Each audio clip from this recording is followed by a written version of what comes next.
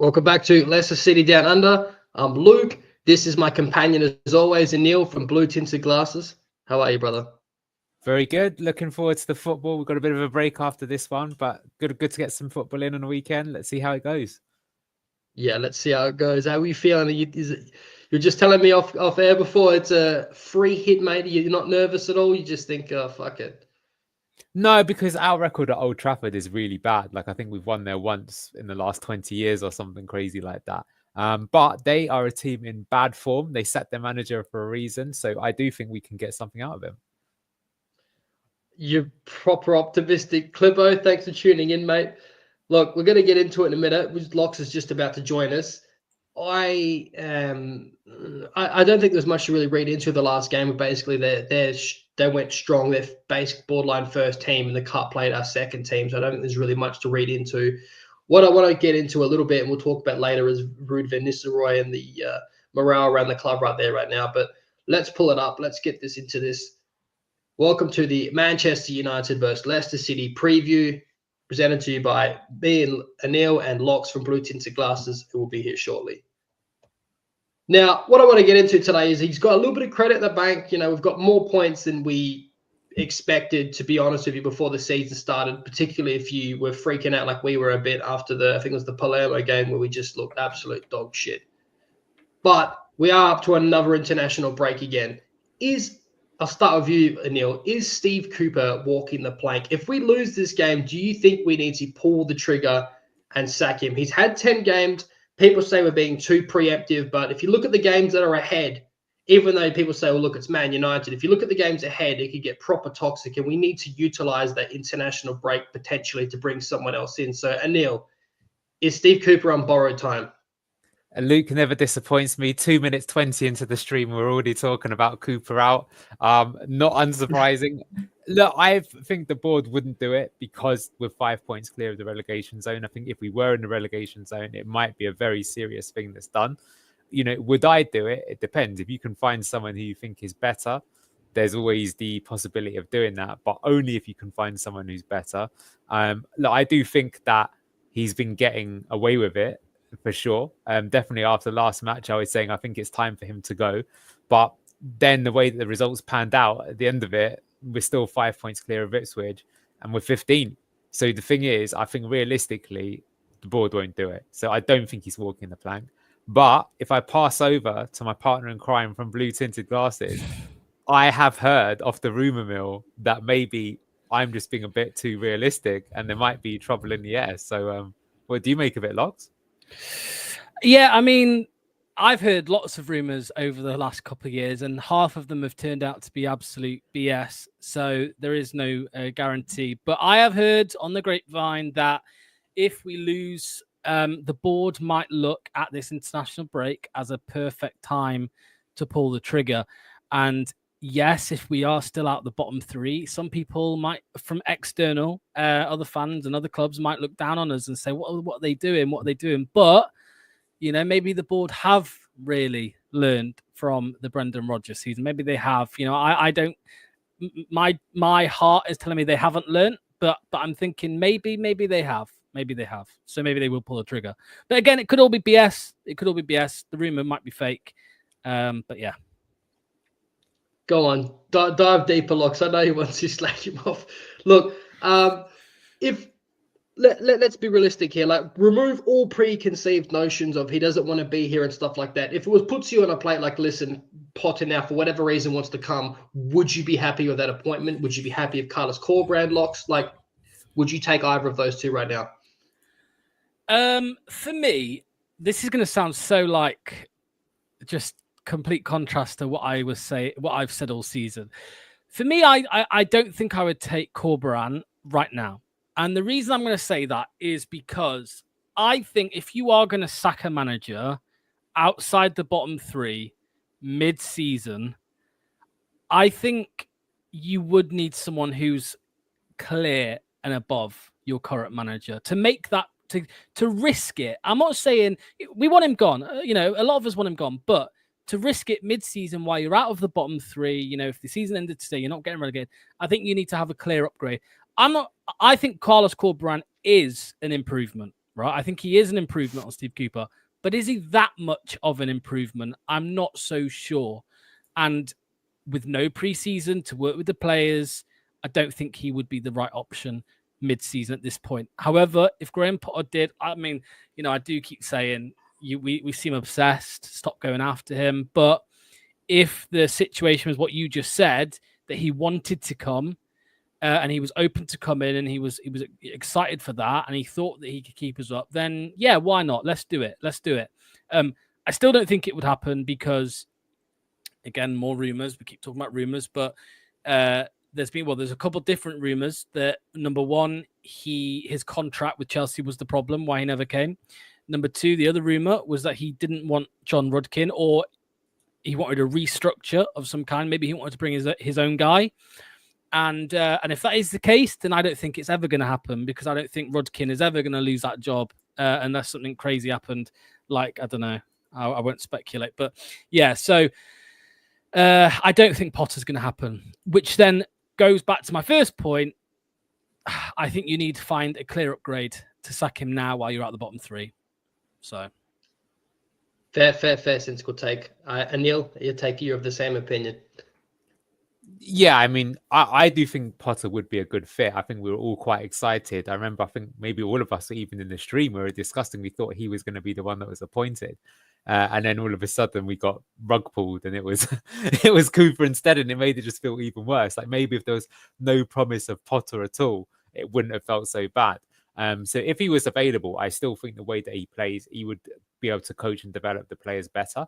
But yeah, as I say, I mean, just looking at where we are right now, unless you're definitely getting someone. I mean, I've always said that one thing for getting the position in the table is if there is just like real discontent at the club.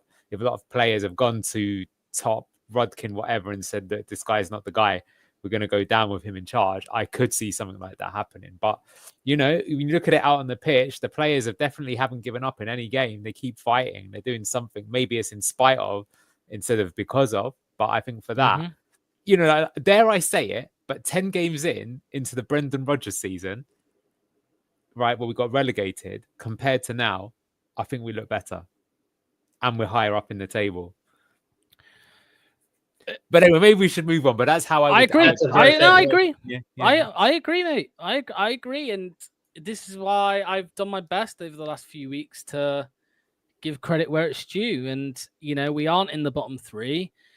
We're conceding a lot of goals, but we're scoring goals. And, again, if the season ended tomorrow, then yeah, we would stay up. But yeah, I mean, Anil, it might have been Manny actually made a really good point the other day on the live call, and he said that 19 games. That's where we probably will have a fair assessment of where we are going to finish, because that's everyone's played once, and I am convinced we will be in the bottom three out of 19 games. I'm convinced. I hope I'm wrong, but I'm convinced. So.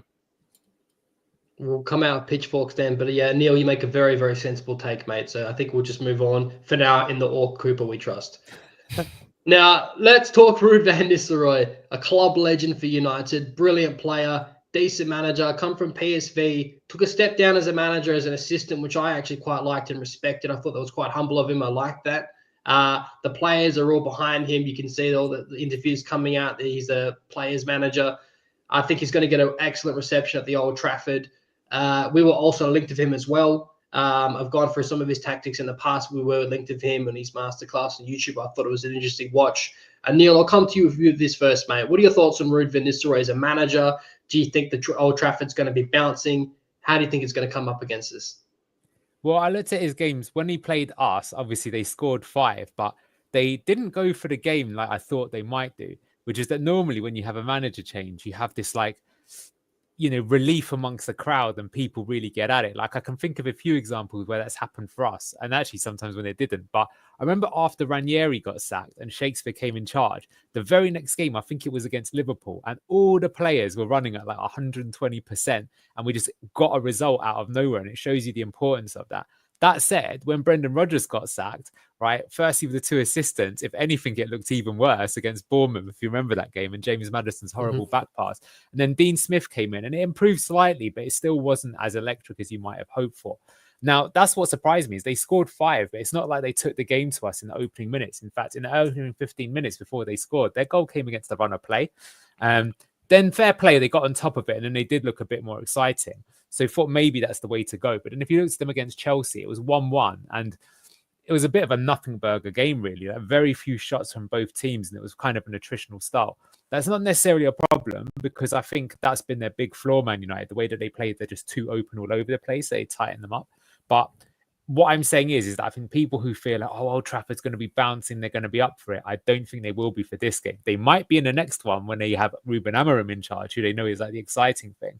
But because this is still a little bit of you're waiting for the real person to get there, that's why I think that they are there for the taking. As for Van Nistelrooy himself, yeah, he's someone that I looked at a bit because if you remember, he was linked with us in the summer, which was kind of interesting.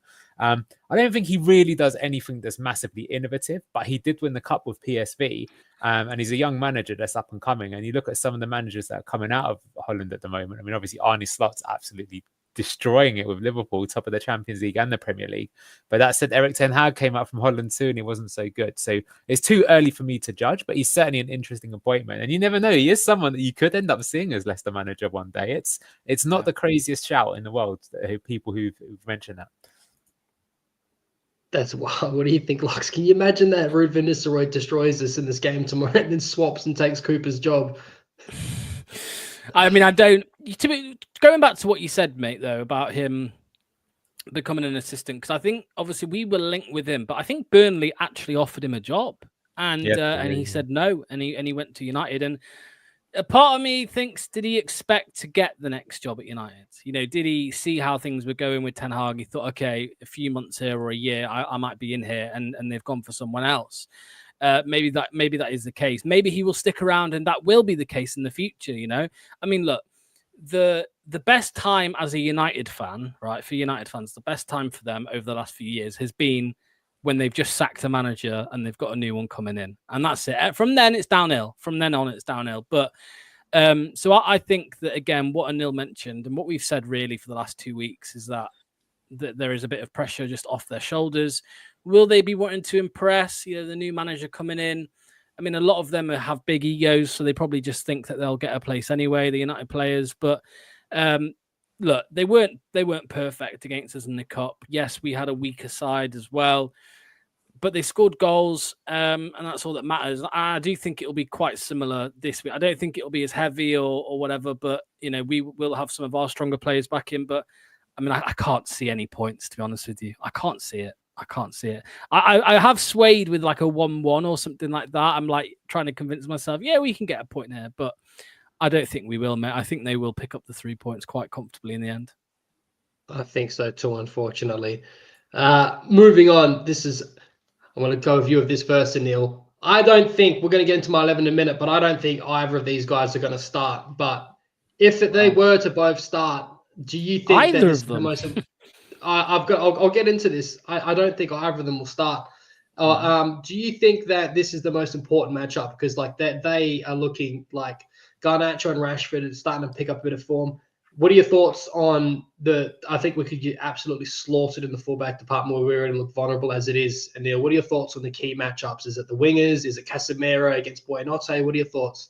It is the wingers. We're going to humbly plug the videos that we've done on blue tinted glasses recently. Please do. Go there for more, of course. But yeah, we actually did a team builder yesterday and we were talking about this. That's funny because maybe you're going to say what we were trying to make the argument of, which is that we were saying that, yeah, we know that Man United, they're going to have Garnacho.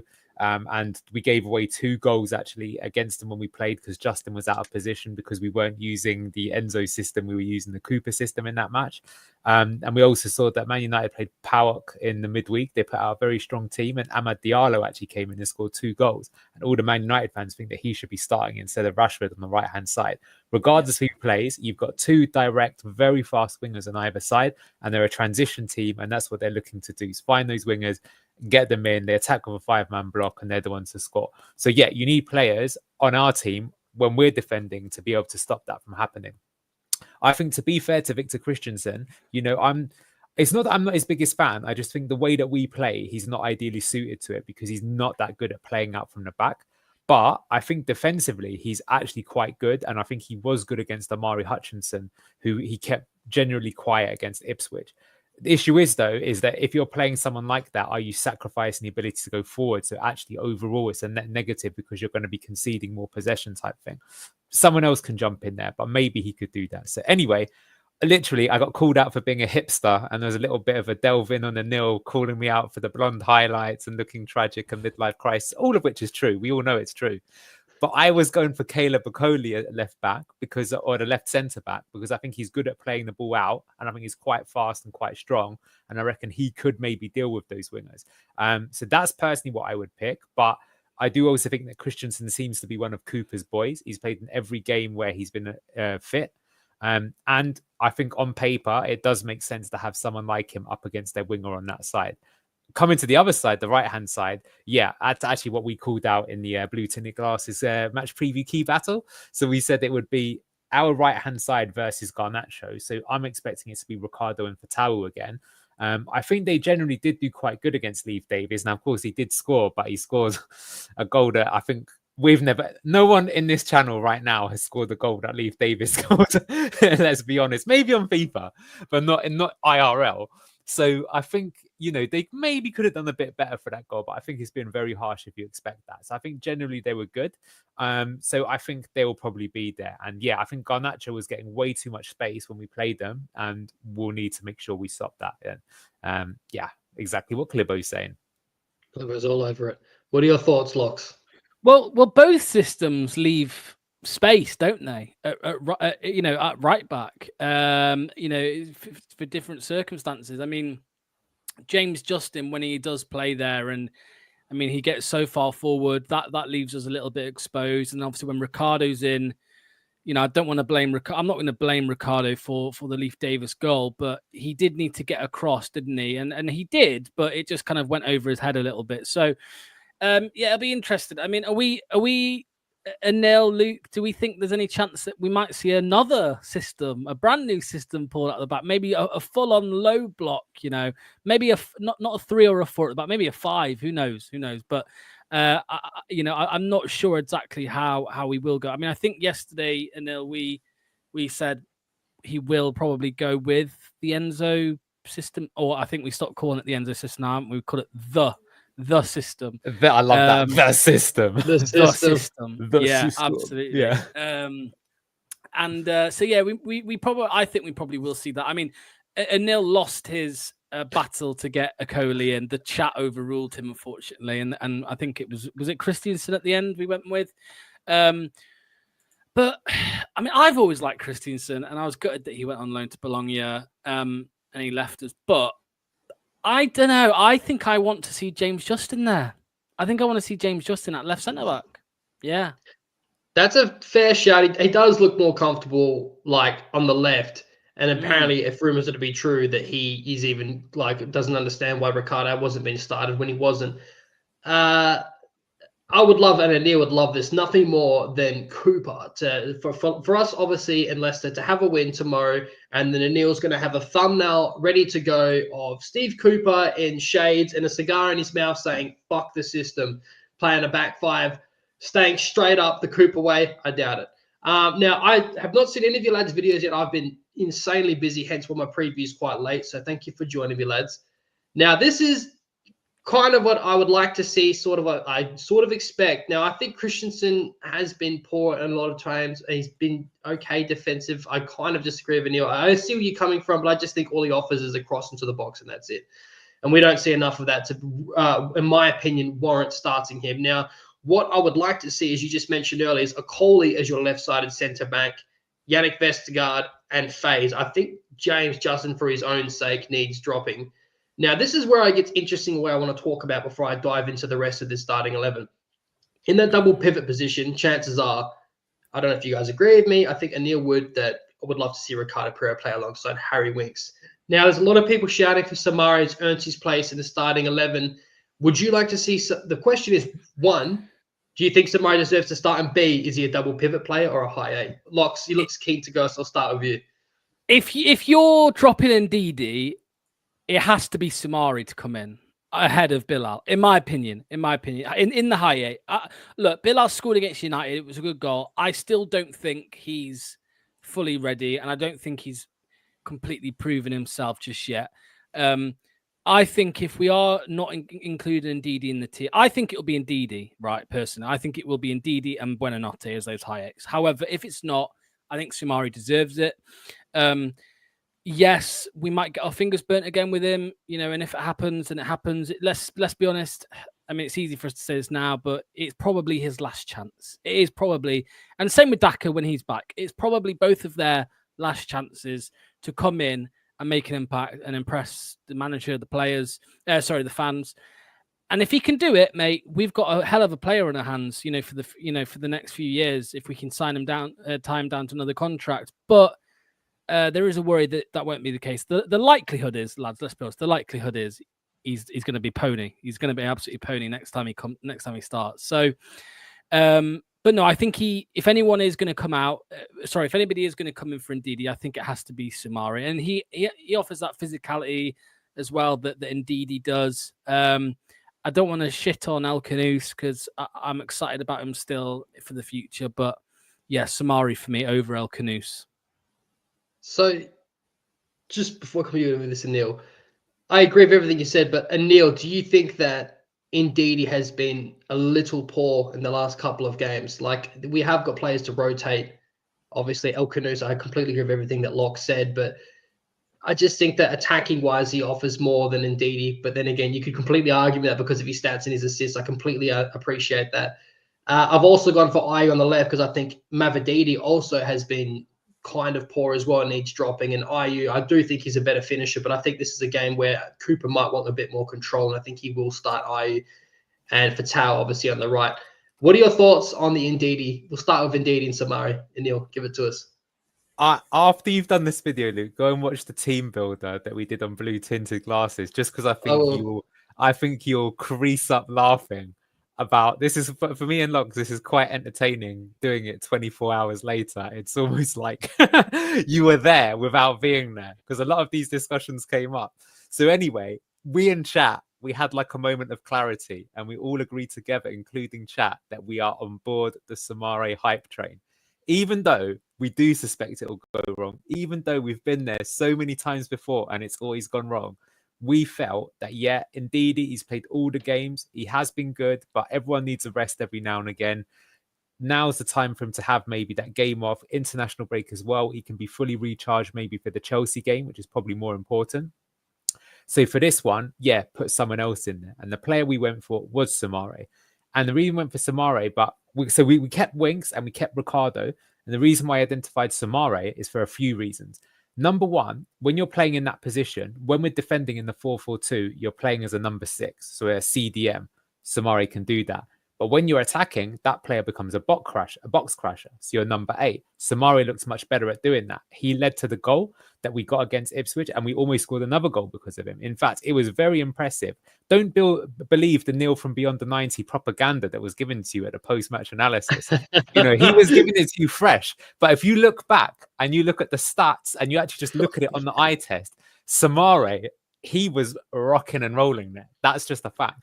So we think that it could suit him, and just fine, because I can see Lox just can't wait to go. So just before he gives it some more, the other big reason why I think it's a very good game for him is this: the way that Man United play, they've been caught with these big lines between their midfield and their defense. And the teams that I've seen cause the most trouble against them, they've got the players who can receive the ball, and they're good with progressive carries and carrying it between those gaps and then setting up their attacking players. Now, we've already got Buonanotte, but for example, if we had Dewsbury Hall against a system that Man United are playing, that would be unbelievable. Someone who gets the ball and drags it 20 yards up. But Sumari does do that. And a few times he's looked good for Leicester is he gets the ball and he just goes past like 3, 4, 5 players and he carries it way up into the box. So especially the way that Man United play, and they were still doing it under Van Nistelrooy, it would be a good pick for him to do that. And he would actually do that better than Ndidi, even if Ndidi was in form. So that's why I think it's an interesting experiment. I admit it's most likely going to go wrong, but we were all for it. And we were all in the Sumari hype train. We all got on board. Go Lox. Go on, Lox. Go on, lad. Well, no, I was going to say about Neil. I've got beef with Neil over this as well, because he I said that Sumari is the KDH replacement we didn't know we had, and I stand by it. I think he he can do a job there, and in a similar role to what Dewsbury Hall did last season. And lads, I hate to put this out, but who is one of the weakest players in this system? I think it's Facundo Buonanotte. I think it's Buonanotte.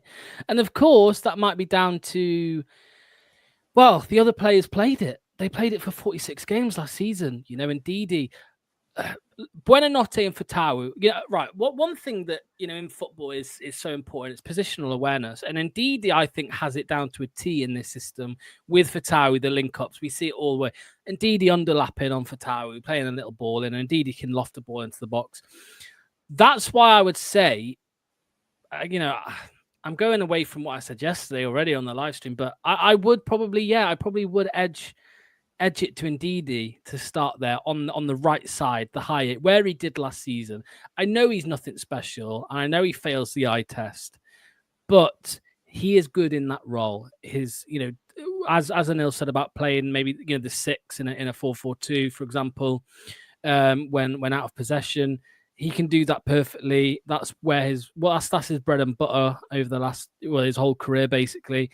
And we've seen it of last season and at parts this season. He can get the ball high at the pitch. He can get a ball into the box. He links well with Abdul Fatawu on that right side. So, yeah, I'm leaning more towards that. And look, I'm not suggesting we drop Buonanotte, but sometimes, yeah, go on.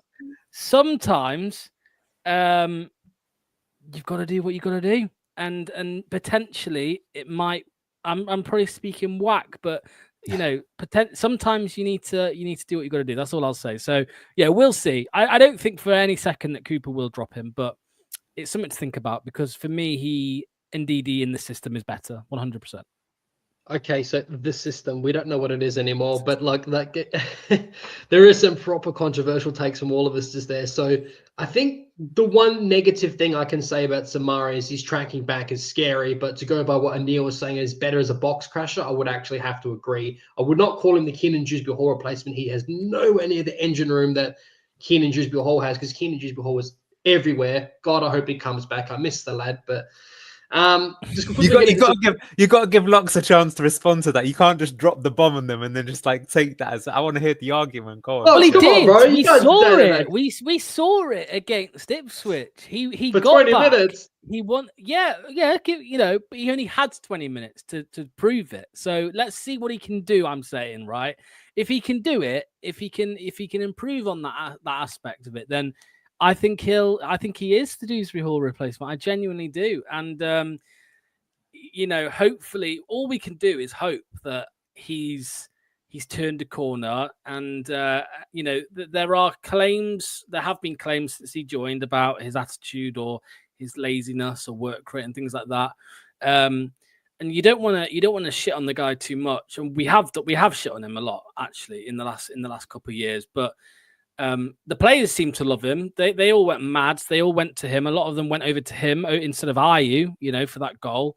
And I hope that he can show his true worth. So yeah, we'll see, mate. I think if he can improve on his tracking back, his energy levels, then I think he would actually, if I'm being honest with you, I think he'd be better than Dewsbury Hall. Don't say it. How fucking dare you, bro? Can someone please ping Neil right now? And we're going to change this video into Manchester United preview to debate Lox versus Neil. And me and Neil just sit back and just watch. I would argue, right, you saw what Sumari did in that 20 minutes against Ipswich. That's basically what Dewsbury Hall did in the Premier League for Leicester. And I don't know, look, I think he genuinely, I believe it. Yeah, I'm going to say it. I believe it. I think that if he can improve the work rate, the tracking back, I think he will be a better player than Keenan Dewsbury Hall. Yeah. Fair play, mate. Well, I hope that you're right, mate, because that would be amazing to have a revelation sitting in there that we had, but we didn't know it was there. Look, I'm quickly getting some comments before we dive into this anymore. Got the flying in. Okay, first of all, thank you, Scott. You're always a gentleman in all the Leicester fan contents, mate. I really genuinely do appreciate all the things and nice things you say. Clibbo, imagine if Christensen had played a year under Enzo. I think it would have been great benefit this season. Yeah, he needed it. This is an interesting comment. Yeah, you're right, Anil, but I am now of the opinion, we have seen in times him play in a back three, and the word was he didn't want to play in a back three, but we've seen that this season under Cooper. I think that he had a little bit of preseason of Enzo, and Enzo just thought he's not up to it with his passing ability. I wouldn't say he threw his toys at the pram, but he's gone to Bologna.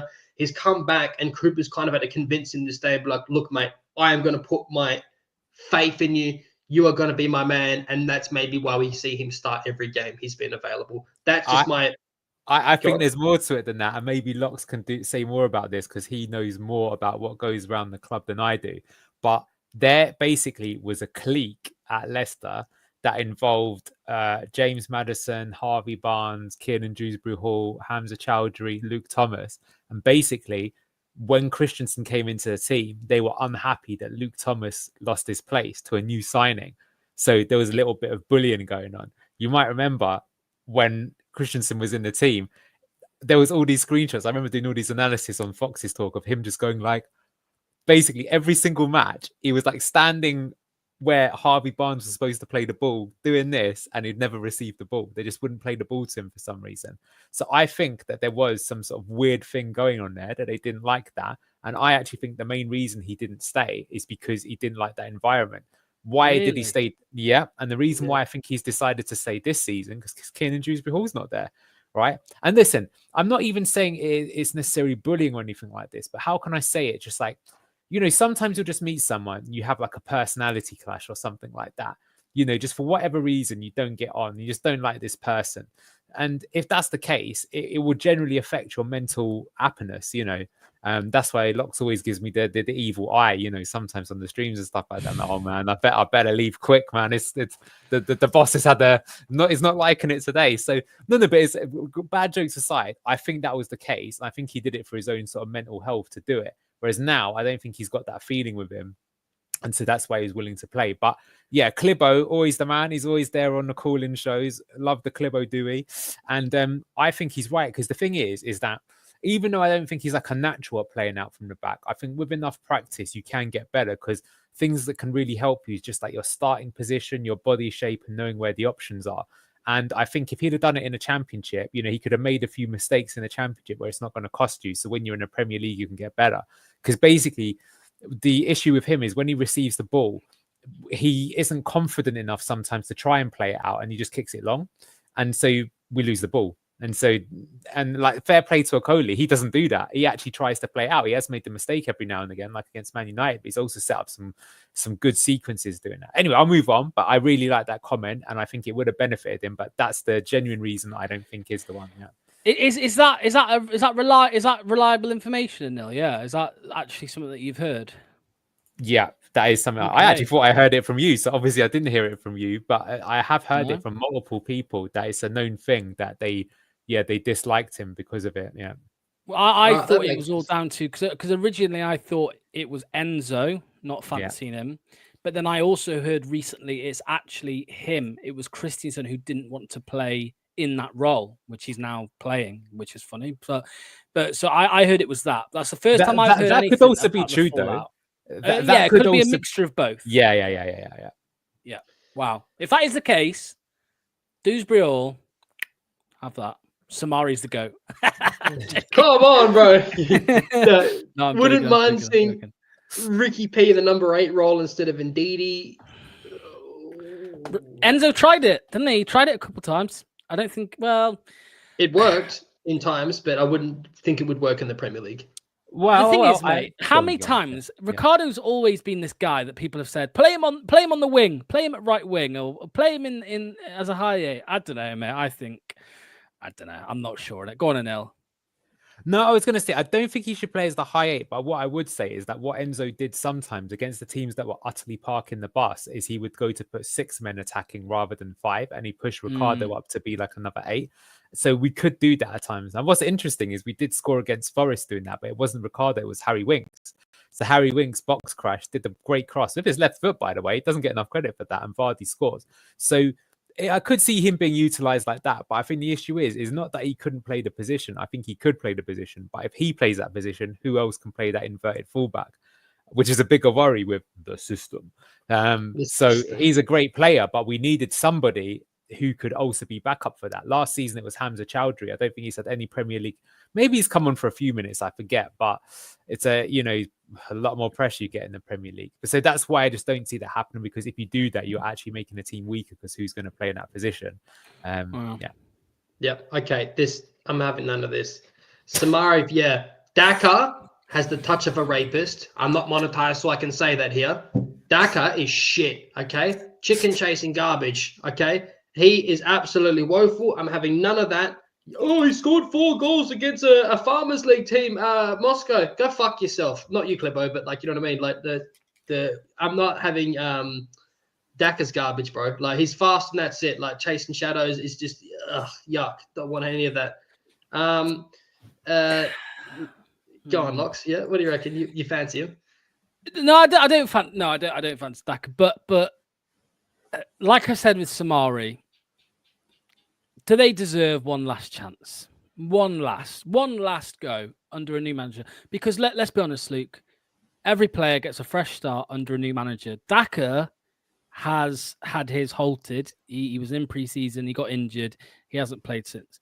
I think he deserves, under a new manager, a chance. Right? That's all I'm saying. Samari's just had one. So far, he's taken it. We'll see if that continues. I think Daka deserves the same. And to be honest, Luke, I don't think it matters what we say, because he's going to get the chance anyway. Because Cooper fancied him in pre-season. I think he's going to fancy him again in the league. So I'm not saying he'll come in and start when he's ready. I think it'll be off the bench. And of course, he'll have to start some games because Vardy, to give him a bit of a break. But I wouldn't be surprised if he came in and scored a few goals. That's all. I wouldn't be surprised, but I don't. We'll see. We'll see. What am I turning into? I'm defending. Yeah, what are you doing? Daka and Cooper. Get me gone, mate. Get me gone. Lox is in a good mood today. Yeah. You think I'm being harsh on Daka? You think he's got pace? He draws people out of position. He allows the wingers to get into advantageous positions. You still think that there's merit and there's something to be utilized there in Daka? Yes and no, actually. So to be fair, and I think Lox maybe come round to this opinion, or maybe someone else on the channel, but it's like we spent sort of 20 to 25 million on Ollie Skip, who I think is a good player, but isn't in the first team right now. And instead, we did not buy a striker. We just loaned in Odsonne Edouard, who, now that Daka's back from injury, I actually don't think you might see Edouard at all, to be honest. Maybe in the FA Cup or something like that. Just don't think he's well suited. And yeah, Locke said this as well, which is true. Like the Palace fans, they were actually a bit upset to see Ayew go, but no one was upset to see Edouard go. And you can see from what we've seen already. I also think, you could just put Ayew up as the striker. He's played that in one of the cup games and it was not too bad. So Daka, look, I do think there are some things he's got on merit, but I think for sure, normally to stay up in the Premier League, it's funny, actually. You look back last year, and for sure, a lot of the teams that went down, they had horrific defenses. But actually, if you look at them, the one thing they all had in common is they scored very few goals. Even Burnley, for all the hype that they got, they really didn't score enough goals. I don't think any team, basically, if you played 38 games, I'm not sure any team scored 38 goals. That's why us scoring every game so far this season is actually quite a good sign, because it means that you can win games, right? Because if you win, let's say 12 or 13 games, you're going to stay up just by actually winning games. So you need someone to score. So with that said, having someone that can actually finish is key. Like, look at Ipswich. They got 5 points. If they didn't have Liam Delap, I don't think they have well, maybe that's a bit harsh, but they wouldn't have as many points as that. So it's really important. So I think we were all on board the Fotis Ioannidis hype train, weren't we? But who knows? We don't know if he would have been good or not. So I do definitely see that. And what I would say is I think we're lucky that Vardy has actually looked pretty good playing, even though he started the season injured. Like, is he on 4 goals already after 10 games? That's quite impressive for someone of his age who doesn't even get much service. So he's been good. So maybe between him and Daka, it is enough. Yeah, you're rocking the star, I've got to say today, Luke. I'm quite impressed. Someone who likes the freshness there. So yeah, I think that, we might be okay. But put it like this, if we were going to sign someone in January, as long as you can get them, getting a really good striker would make a big difference. Because I don't ultimately think that Patson Daka is going to be the one. I think the biggest issue, I mean, you mentioned it. I won't put it as eloquently as you put it, Luke, but I do think that his first touch isn't the greatest. And I think in the Premier League, that's what you need these days. Like, for example, if you look at Arsenal, they play Kai Havertz, who I don't think is the most clinical frontman. But if you look at how he plays in their system, he does actually make their entire system better. For example, Saka is so good, in my opinion, because he's got players like Odegaard and Havertz that get the best out of him. So if we're going to keep to the system, then we need a striker. Sorry, I can't resist. We need a striker who can facilitate like the build-up play and the link-up. Now, Taka did okay at that at points, but there are some things. So I guess it's a long-winded way of saying I still think he's got a role to play this season, but I think it's a definite position in the team that needs upgrading. But if we're going to do it, we need to get the right person. We probably have to spend a lot of money. Actually, genuinely, maybe Luke, you know this, but I thought if Enzo was still here, I thought we might try and get Evan Nilsson, who went to Bournemouth. Now, as it turned out, I think they signed him for like 47 million or something like that. So that's me smoking crack. He was never going to come. But the fact that he went to Bournemouth does show that a player like that was on the market, that you could get him. And the reason why I liked him is basically he plays in the way that I think you need a striker in our system to play, because he can hold up the ball, he presses hard, he's good at linking up the play, and he can also finish. And basically, I was looking at all the false nines in Europe that I thought we might have a chance of getting. And he was the one player that stood out as he might be expensive, but I think you could get him because we've got players from Porto before. But they've got him instead, which is a bit of a shame. Ioannidis, yeah, he could be good, but he plays for Panathinaikos. Greek league to the Premier League is quite a step up. All right, I'll shut up now. I've been going on for too long. No, man. We're linked with Klozek as well. Could he have played in a false nine? Ooh, that is a good one, actually, Lox. Do you know what? I'll check out his stats. I've got a feeling he could. Well, he's gone, hasn't he? He's gone, hasn't he? He went to, where did he go? He went to Hoffenheim. But what I'm checking is that, like, I think he could, but I don't know if he has. Do you know what I mean? So that's what I'm going to look up. I know what I'm saying is the way that Evan Nilsson was playing, he was like basically being used in that sort of system. So just like the there's some cracking comments coming in. This is one Klebo. Bilal is a maverick. He needs freedom to play at his best, like we allowed Mahrez. Yeah, fair shout. I think that we need a game that we're completely controlling to be able to give them that freedom. That was the problem with the transitions and the pace of Premier League is very difficult. I just think our players need to run harder, press at both ends, off the pitch better, so the opposition doesn't get enough space, and then the quality we should have come through. It's a lot more complicated than I think, Richard, but I appreciate what you're saying. What are your thoughts on that, Lox? What was that? Sorry, which comment? Richard Houston. Yeah, I suppose. I mean, one thing we always said about Nigel Pearson's team that kept us up is, maybe lacks quality, but they went on to win the league the year after, so they didn't like that much quality. But the work rate and the effort was there 100%. And I think at times you could probably argue that hasn't been the case this year. I think the Ipswich game, right? Before the red card, they didn't look that arsed, if I'm completely honest. It was a bit. It's almost like it took the red card for the players to be like, "Oh, we can actually get some here." Whereas before, I think it's down to maybe it's down to mentality. Maybe that's what it is. Maybe they thought at that point in the game, yeah, we're going to struggle to get anything here. We're struggling to break them down, blah blah blah, whatever. And maybe that then holds them back a little bit. And then when they got the red, it kind of triggered something, and we went at them. And it was similar to the Southampton game. Something changed. It was like and I remember the Spurs game. If you go back to the Spurs game where we were getting absolutely battered for the whole of the first half, I remember in the second half, quite early on, something happened. It was Christensen. He went in on Son or somebody. He went in on Son or Maddison, one of them, completely clattered him. And the whole, not only the atmosphere in the stadium, but then the mentality of the team seemed to switch as well. And it seems to be these moments in games that something switches either for the good or the bad. And this is why we've not had a 90-minute performance. So I don't know what the staff, what the manager, the coaches can do to try and change that. It's obviously probably the hardest thing because, if you're lacking a bit of quality or depth, you can just sign someone. But if you're lacking mentality, that's a bit tougher. That's a bit harder to get out of a player, and you need the right people around. And So whether they can do that or not, I mean, I think it'll be really important to us staying up. It'll be one of the main factors. I think if they can change that, if they can improve that, then we're more likely to see like a 90-minute performance, because that is what we need. Even 60, just give us 60. Come on, lads, give us 60 minutes. We ain't even getting that. And look, imagine if we played 90 minutes like we did in the first half against Palace, like we did in the second half against Spurs, like we did in the second half against Villa, like we did in the second half against Southampton, the first 20 minutes against Forest, the first 10, 15 minutes against United. Imagine we played every game like that. Then we would be winning more games and we'd be safe, like at the end of the season. So we'll see. Spot on, agree, mate. It's down to the manager as well to instill that confidence.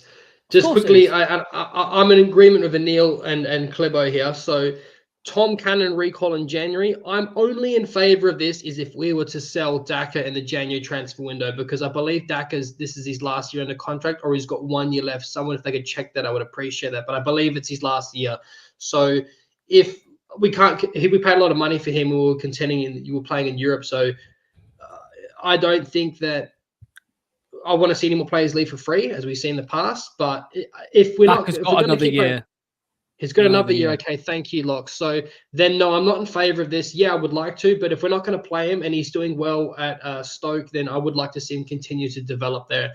And if we're not going to bring him back, at least we could get some value next to his name. But I would like it, but not if we're not going to play him. I agree. I think this is too much to dive into right now, Scott. I'm probably going to wrap it up soon. That's probably a conversation for another time. That's a whole other can of worms. Anyone else think Wout was better when he was given the armband?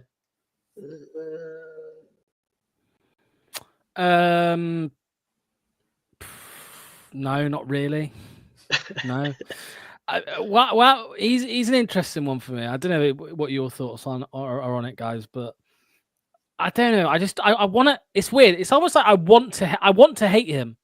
I want to hate him. I just find him so arrogant. And yeah, I was going to say that's surprising about him, isn't it? That like when he came over, he was like, I couldn't believe that a Premier League team wanted me. I was over the moon, really looking forward to go to Leicester. And then he thinks he's a bit like, he thinks he's the next like Bobby Moore, doesn't he? But he's not. He's all right. But I mean, I don't know. Do you remember last season when I think it was the West Brom game? It might have been the West Brom game where obviously everyone was like groaning in the crowd about getting the ball quicker. So Fast just hits it and it goes into the box and we end up scoring from it eventually.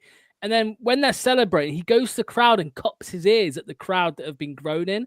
And I'm like, mate, you realise that you got relegated from the Premier League last season. You were like part of that. And you are also part of this collapse that's happened of recent in the Championship. Like, don't be such an arrogant bastard. And I think sometimes he really is. And there's nothing I hate more. Tielemans was the master at this. Tielemans was the master of the waving the hands when something goes against the team, or if there's a mistake in the team, waving the hands, or when we concede a goal, waving the hands. He was a master of it, Tielemans was. And yeah, it really winds me up. Like you look at Vestergaard on the contrast. I think Vestergaard is a different personality. I think, things went downhill for him at Leicester and he had a revival, and then it went downhill again under Cooper, and now he's back in the team. He seems more willing to just head down and get to work, whereas Fast, I don't know. I think his head got a bit too big last season when people were comparing him to Beckenbauer, how he was coming at our defense. Yeah, so look, yeah, that's it, mate. Before we get into it, in a lighter note, before we get into our score prediction, wrap this up, I ask everyone in the comments and ask you too, Neil, how uncomfortable would you be if Wout Faes shaved his head? He's got rid of that sideshow. Do you know what? A funny story. Lox and I were trading who had the worst haircut in the history of blue tinted glasses in some WhatsApp messages yesterday. I'm not sure who won / lost. Maybe we're both equally bad is what to say, but I don't know. I'd love to see it because who knows? Maybe he'd look better. Maybe he wouldn't. I don't know. It'd be a fun one to see. Faster. Yeah. Someone get the screws on the lead. Sideshow Bob. Sideshow Bob thinks he's Ramos. Yeah, I don't think he'll be here next year. Anil, let's start with you, mate. What is your score prediction for the game tomorrow? No, I've gone for 1-1. I think that there is a chance there. Our record isn't good, but I think that they got a bit lucky. A lot of things went their way the last time we played them. So I think if the luck evens itself out a bit more, if you look at where they are in the table, I think they're only 1 or 2 points above us, statistically. And 10 games, you're starting to get a reflection of how good or bad a team is. So, yeah, they have the better players, but they don't play the better football. If we don't shoot ourselves in the foot, I think we'll get a draw. So, yeah, many things could happen, but I'm going to be a bit optimistic. I think we'll get a draw 1-1. Can you put your tinted glasses on and say that again? Yep. Go on, lad. Change your score now. It's going to be 3-1 to Leicester City with a Boubakary Samaria hat-trick, even though he's never scored for the club. What about you, Lox? I'm going to say 2-1 United. I think we'll carry on with the scoring in every game. It was quite an open game. Well, at times in the last one in the Cup. It's going to be a different dynamic, obviously, with different players on the pitch. But, yeah, I don't fancy us to win, unfortunately. I think United will end off their little Van Nistelrooy interim party with a win for Anmarin to come in. So yeah, 2-1 Man United, mate. Samari to score for Leicester. I hope so, mate. I'm going with Chester. I think it's going to be, unfortunately, 3-1 United. Yeah, I'm sick of being negative, to be honest with you, but look, it is what it is. Clemo's gone for 5, 3 of us going 2-1 down early on. Ooh, he's just as nervous as I am. Play for a full 90 and I'm going for a win. In you comes Scott. I'll go for a miraculous 5-3 to Leicester. 2015 all over, brother. Can I just ask how many people in chat either were at that game or were watching it? Because that's got to be probably even though we didn't win the title that year, that's still got to be one of our greatest ever games. It's just, that's one of those games you could just watch it from the start anytime. Even though you see us go down, it's an incredible game of football. Yeah, me too, Clement. I was at it, and it was. I can remember it to this day. The atmosphere, that was like, I thought, is the stadium going to collapse? The way it was bouncing was unbelievable. Everyone was just Vardy's first goal, Premier League goal. Yeah, wasn't it? Yeah, Cambiasso on the score sheet. Yeah. I've got goosebumps right now thinking about the noise. I wasn't even there, but the noise you hear in your headphones, I turn it up when Vardy scores that 4th goal. 10 years ago that was, by the way, lads. Like, feeling proper old now, but when I used to have sparring on a Friday night when I was boxing still, I used to listen to that before I'd walk in, and I'd be like, right, I'm fucking ready, let's go, son. But like, that was amazing. I once interviewed Dean Hammond a couple of years back, and he played in that game, and he actually got the pre-assist to Cambiasso's goal. And I had to apologize to him because I was like, look, mate, I know I'm on here chatting with you, but I want to ask about Vards, I want to ask about Cambiasso's goal, all of this. And then he said, you know what? He apparently it went down as a Dean Hammond assist for a few hours, and then the Premier League changed it and said, actually, no, it came off. I think it was Vardy, it bounced off. So yeah, great game. Probably, I'd say Leicester's best Premier League game alongside the 3-1 against Man City in the title winners season. That's what I'd say. That Southampton 9-0 was another banger.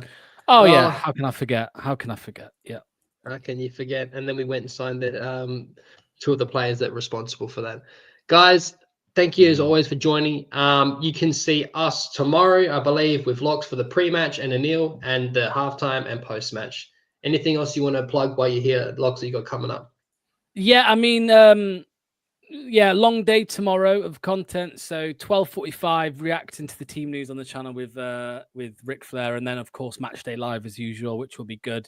I did say yesterday, maybe Neil. It will be Neil until he slags off Samari, and then it won't be Neil. I'll kick him out. So yeah, it'll be good. And then obviously it's the match reaction with you lads as well. That'll be good. So yeah, awesome. And you guys are now a joint force. Really, really, I think that's awesome. I think you guys are going to be the strongest force in the Leicester community, content creation-wise. And I'm just happy to do content alongside you guys. I think it's great. And long may you guys continue to succeed.